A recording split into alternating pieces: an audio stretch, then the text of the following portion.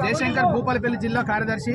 ఏదైతే కేంద్రంలో బీజేపీ రెండోసారి ప్రభుత్వంలోకి వచ్చిన తర్వాత ఈరోజు ప్రభుత్వ రంగ సంస్థలు మొత్తం ప్రైవేట్ పరం చేస్తూ కార్పొరేట్లకు అనుకూలంగా సంస్థలు కొత్త సంస్థలు తీసుకొచ్చి ఈరోజు కార్మికులకు అన్యాయం చేసిన పరిస్థితి కనబడతా ఉంది.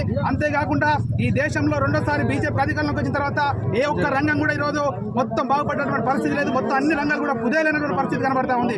దీన్ని నిరసిస్తూ ఈరోజు దేశవ్యాప్తంగా ఆల్ ట్రేడ్ యూనియన్ కాంగ్రెస్ అన్ని ఏఐటీసీ, సిఐటియు అన్ని వామపక్షాలతో పాటు మిగతా సంఘాలన్నీ కలిపి ఈరోజు దేశవ్యాప్తంగా గ్రామీణ బంధుకు పిలుపునిచ్చిన తరుణంలో ఈరోజు జయశంకర్ భూపాలపల్లి జిల్లా కేంద్రంలో పెద్ద ఎత్తున కార్మికులమైన మేము ఈరోజు దేశవ్యాప్త సమ్మెను జయప్రదం చేయడం జరిగింది.